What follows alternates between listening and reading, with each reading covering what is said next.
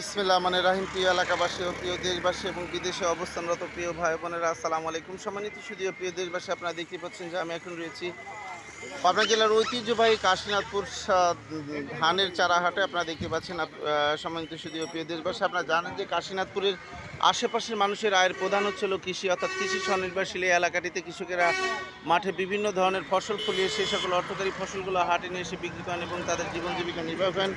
শুধু তাই নয়, এই হাট থেকে ধানের চারা বিভিন্ন মাঠে অর্থাৎ কৃষি মাঠগুলোতে রোপণ করবে এবং নির্দিষ্ট সময় শেষে তারা আবার ধান ঘরে ঘরে তুলবে এবং ধান সেগুলো আবার তারা সাধারণত বিভিন্ন হাট বাজারে বাজারজাত করবে এবং এখান থেকে পরিবহন খাতে বিভিন্ন জায়গায় আবার ধান ভোক্তাদের চাহিদা সম্পূর্ণ করে থাকে। সম্মানিত সুধীয় প্রিয় দেশবাসী, এ পর্যায়ে আমরা আজকে জানবো যে কাশীনাথপুর এই হাটে যে ধানের চারার সর্বোচ্চ পাইকারি বাজার কত যাচ্ছে। আসসালামু আলাইকুম ভাই, ধানের চারার সর্বোচ্চ পাইকারি বাজার কত যাচ্ছে?